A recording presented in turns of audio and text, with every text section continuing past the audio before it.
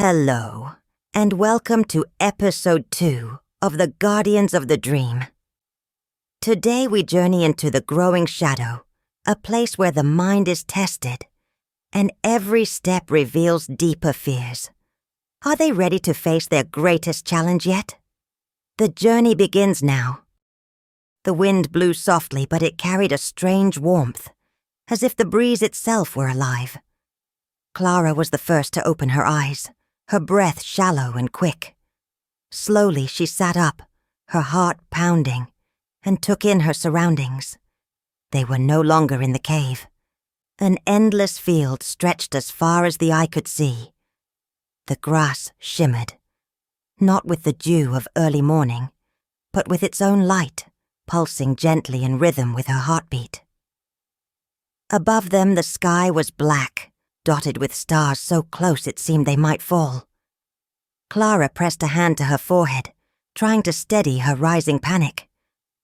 Where are we?" she whispered, as if speaking any louder might disturb the fragile balance of this place. A few steps away, Elias groaned softly as he pushed himself up. His crooked glasses and disheveled hair made him look even more bewildered than usual. He stared around, his mouth slightly open. This is incredible," he stammered. "No, it's terrifying," came a firmer voice behind them. Sophia stood tall, surveying the area with intense suspicion. She ran a hand along the back of her neck, her eyes narrowed. This isn't a dream. It's too real. The group exchanged glances. They could all feel it. Something was wrong. With every step they took in this strange place, an unsettling sensation followed, as if the ground itself reacted to their presence. "Do you feel that?" Clara asked, breaking the silence. Elias nodded, placing a hand on the shimmering grass. "It's as if this place is alive." Suddenly, an intense light appeared a few meters ahead of them. It radiated from a figure floating slightly above the ground. It was the Guardian. But this time they seemed different. Their form no longer resembled that of an old woman, but rather an ethereal being draped in a robe that shimmered like the stars. Their eyes were two radiant orbs, and their voice echoed as though it came from everywhere at once. "You have crossed the portal. You are finally here." Clara swallowed hard. "What is this place? Why are we here?" The Guardian moved slightly closer, their light bathing the group in a comforting warmth. "You are in the realm of dreams, the place where dreams are born and where they die. Here, reality is shaped by the mind, but this balance is crumbling." Elias furrowed his brow, intrigued. "Crumbling? Because of what?" The Guardian raised a hand, and suddenly the sky transformed. A vision appeared, a massive shadow consuming dreams, leaving behind barren lands and frozen silhouettes plunged into eternal slumber. The shadow. It grows, feeding on broken dreams. If it reaches your world, it will cast humanity into an endless sleep. You are the only ones who can stop it. Clara, her eyes fixed on the vision, felt a lump form in her throat. "Why us?" The Guardian stared at her intently. "Because you carry within you a part of this realm. You are bound to it, whether you wish to be or not." Sophia crossed her arms, skeptical. "And what exactly are we supposed to do?" The Guardian gestured, and 3 radiant forms appeared in the air, resembling crystal keys. "These artifacts are the key to sealing the shadow, but they are scattered across this world and guarded by powerful protectors. To obtain them, you must confront your fears, your doubts, and your flaws." A heavy silence settled over the group. Elias, ever curious, stepped forward. "And if we fail?" The Guardian remained still for a moment before replying. Their voice weighted with gravity. "Then you will be trapped here forever, and your world will be lost." The Guardian pointed toward a dark mountain on the horizon. An unsettling aura surrounded it, and even from this distance, the group could hear faint whispers rising from its slopes. There lies the first artifact within the Caverns of Echoes. But beware, this place tests the mind as much as the body. Clara took a deep breath, her heart tightening.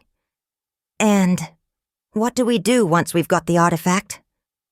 The guardians smiled faintly, though their expression remained grave.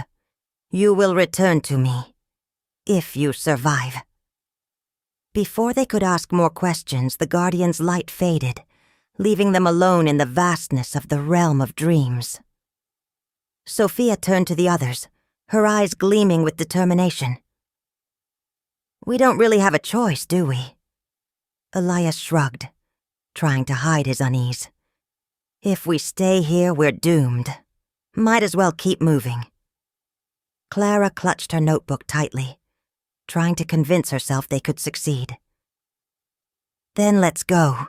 The group moved steadily through the realm of dreams, each step bringing them closer to the dark mountain etched against the horizon. Around them, the landscape seemed alive, subtly shifting with every moment.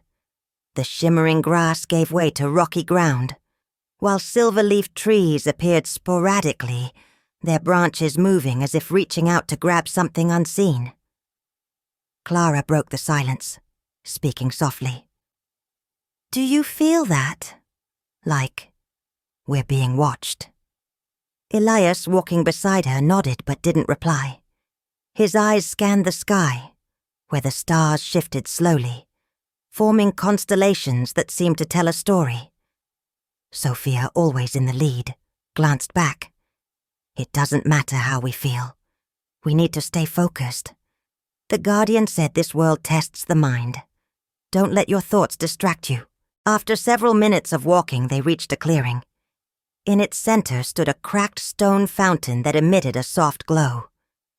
Clara stopped, captivated. It's beautiful. Aluya stepped closer cautiously. Don't you think it's strange? Why would there be a fountain here? But Clara wasn't listening anymore. She knelt by the shimmering water, her eyes widening. Within the fountain, she saw a scene from her childhood. A blooming garden, a swing tied to an old oak tree, and a little girl with golden curls laughing joyfully. The girl turned to Clara and whispered, "Come play with me." Clara reached out, mesmerized. Sophia acted quickly, grabbing Clara's arm. "Clara, don't!" The touch broke the illusion. The scene in the water twisted into a dark, swirling mass. Clara stumbled back, her heart pounding. "What was that?" she asked, her voice trembling with fear. Sophia, her jaw clenched, replied, "This world is trying to trap you. Don't let yourself be distracted by illusions." Elias, still wary, studied the fountain. It shows us what we want to see, or what we fear. They resumed their journey, but the atmosphere grew increasingly oppressive. The trees around them seemed to lean inward, their branches forming archways above the path. Suddenly a shadow darted swiftly between the trunks. Elias froze in place. "Did you see that?" Clara glanced around, her breath quickening. "See what?" Another shadow passed, this time closer. A whisper echoed, faint but clear. "You don't belong here."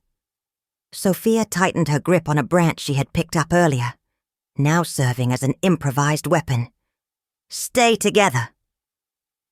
The shadow reappeared, larger this time, its glowing red eyes piercing the darkness. A low, guttural growl reverberated through the ground beneath their feet. Clara instinctively stepped back. Is that the shadow? Elias, paralyzed, could only stare. The shadow seemed to size them up for a moment before vanishing into a swirling black mist. Sophia took a deep breath, steadying herself. It's testing us. It wants to scare us, but we can't let it win. After hours of walking, they finally reached the base of the mountain. The entrance to the Caverns of Echoes was enormous, flanked by statues of screaming faces frozen in eternal agony. A heavy, dark energy emanated from the passage, and the silence was absolute. Clara shivered. Why does it feel like a place we're not supposed to enter? Elias managed a nervous smile. Maybe because that's exactly what it is. Sophia placed a hand on Clara's shoulder. We're here now, so we go in. Together. They stepped cautiously into the darkness, their footsteps echoing endlessly.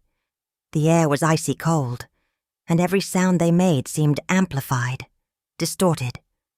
Suddenly a voice rang out, clear and commanding. Why are you here?